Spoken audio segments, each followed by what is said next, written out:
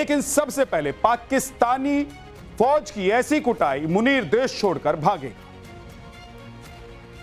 पाकिस्तान का फर्जी field marshal मुल्ला मुनीर अब मुल्क में मुंह दिखाने के लायक नहीं रह गया। हर जगह उसे जलालत और ठोकरें ही मिल रही हैं। बलूचिस्तान पाकिस्तानी फौज के लिए कब्रगाह बन गया है। बलोच लिबरेशन आर्मी ने बलूचिस्तान के मस्तुंग में पाकिस्तानी सेना के काफिले पर बड़े हमले में 45 सैनिकों को मार गिराने का दावा किया। पहले से ही कई मोर्चे पर गिरे मुनीर के लिए हालात ऐसे हो चले हैं कि उसका पाकिस्तान में टिकना मुश्किल हो। चर्चा है कि अपना सामान पैक कर मुनीर सऊदी का टिकट कटवा रहा। देखिए, पीओजेके में ज्वाला बन रही आजादी की चिंगारी को बुझा भी नहीं पाया था कि पाकिस्तान के फर्जी फील्ड मार्शल के दामन पर बीएलए ने आग लगा दी।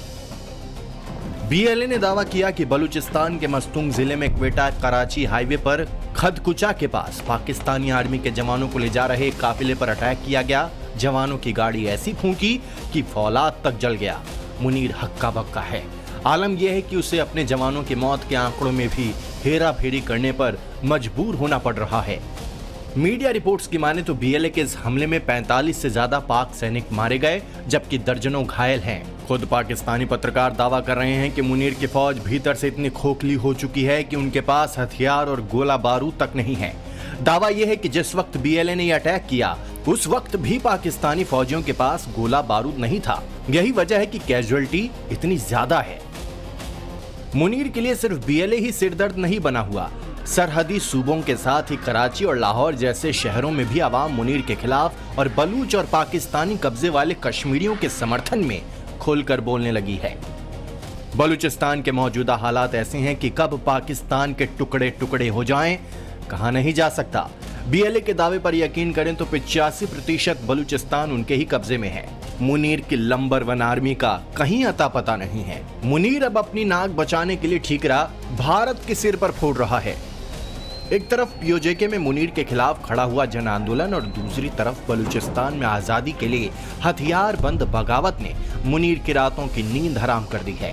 पूरे पाकिस्तान में मुनीर के खिलाफ जिस तेजी से माहौल बदल रहा है उसे देखते हुए लगता नहीं कि वो दिन दूर है कि जब आवाम मुनीर को उसकी कुर्सी से नोच फेंकेगी। Bureau report, Times Now Navbharat. सऊदी अरब और हुती विद्रोहियों के बीच जंग में पाकिस्तान ऐसा फंसा है कि हाफ रहा। ये लड़ाई शहबाज और मुनीर के गले की फांस बन गया, क्योंकि जिससे बचने की वो महीनों से कोशिश कर रहा था, अब ना चाहते हुए भी उसे उसमें कूदना पड़ेगा। पाकिस्तान ने बीते साल सऊदी अरब के साथ एक डिफेंस डील कर साइन किया था कि हम दोनों जब भी जरूरत पड़ेगी एक साथ लड़ाई लड़ें, जिसके बाद उसके हजारों सैनिक सऊदी अरब में तैनात। अब ऐसी आशंका है कि सऊदी और ईरान के बीच तनाव बढ़ सकता है, तो ईरान और अमेरिका के बीच डील कराने में जुटे पाकिस्तान को भी युद्ध में उतरना पड़ सकता है। इसी वजह से शहबाज और मुनीर की रातों की नींद उड़ी। सऊदी अरब के साथ रक्षा समझौता कर पाकिस्तान फूला नहीं समा रहा था। शांति समझौते के बाद से पाकिस्तान इससे जैसे तैसे बच गया, लेकिन अब जंग दोबारा शुरू होने से यही डिफेंस डील उसके गले की फांस बन गया है। ईरान के समर्थन में हुती विद्रोहियों के सऊदी अरब पर हमले ने मुनीर और शहबाज की नींद उड़ा दी है। पाकिस्तान ने ईरान को कह दिया है कि सऊदी पर हमला उसकी रेड लाइन है। ऐसे में अगर सऊदी अरब और ईरान आमने सामने आ गए तो मुनीर और शहबाज को पाकिस्तान में मुंह छिपाने की नौबत आ सकती है। ईरान अमेरिका की जंग में शांति दूत का ढिंढोरा पीट रहा पाकिस्तान अब अपने बिरादर मुल्क ईरान को ही आंख दिखा रहा है, जबकि उसे पता है कि ईरान से टकराने का उसे बड़े ही गंभीर परिणाम भुगतना पड़ सकता है। कहां अब तक पाकिस्तान खुद को जंग रुकवाने का क्रेडिट ले रहा था और अब अपने ही फैलाए जाल में फंस गया है, जिससे निकलना उसके लिए बहुत ही मुश्किल होगा। पाकिस्तानी अवाम भी अब ये बात समझ चुकी है। यही कारण है कि घरेलू मोर्चे पर आंतरिक अशांति और सैन्य कूटनीतिक धर्म संकट पर मुल्क में ही मुनीर को खूब खरी खोटी सुनाई जा रही है। मुनीर की फौज इस समय पाकिस्तान में कई मोर्चों पर घिरी है। ऐसे में पाकिस्तान की सीमा पर एक और मोर्चा खुल गया तो मुनीर के लिए मुल्क के हालात को कंट्रोल करना नामुमकिन हो जाएगा और पाकिस्तान की तबाही तय हो जाएगी। Bureau report, Times Now Navbharat. 3 साल की साजिश, अकेला मुजाहिद वाली गाइड, गुजरात में आतंकियों की ऐसी पाठशाला जिसने पाकिस्तानी साजिश को बेनकाब कर दिया। गुजरात एटीएस ने जैश मॉड्यूल के 5 संदिग्ध आतंकवादियों को गिरफ्तार किया। इसके बाद कई सनसनीखेज खुलासे हुए। इनका प्लान देश के 8 शहरों में धमाके की थी। इसके लिए इन्होंने बम बनाने और धमाके की ट्रेनिंग तक ली। साथ ही अपनी साजिश को अंजाम देने से पहले धमाके का मॉक ड्रिल भी किया था। देखिए स्पेशल।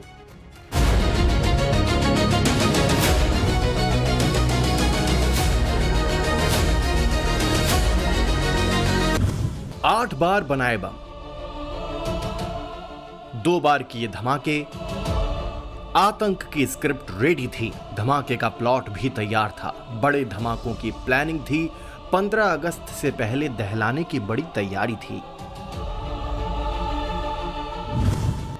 बिलाल आबिद भाई शेरा, मोहम्मद अयूब कादीवाला, मोहम्मद अयूब भाई सुनसारा उर्फ मोहम्मद खली, शफी रईस मुखी उर्फ शफी छापी, मोहम्मद हसन हनीफ भाई करड़िया उर्फ हसन हैदरपुरी। ये वो 5 नाम है जो सुनने में आम है, लेकिन इनके इरादे बेहद ही खौफनाक थे। एटीएस की जांच में सामने आया कि ये 5 आरोपी पिछले 6 महीने से एक दूसरे के संपर्क में थे। हैंडलर पाकिस्तान में था, डायरेक्शन जैश ए मोहम्मद की टॉप लीडरशिप से मिल रहा था। इंटरनेट के जरिए सीधे निर्देश मिल रहे थे कि भारत में नेटवर्क को कैसे खड़ा करना है, कैसे फैलाना है और कहां हमला करना है। गुजरात एटीएस ने फिलहाल ही 5 आतंकियों को पकड़ा है, वो जो जैश ए मोहम्मद के साथ कनेक्टेड थे।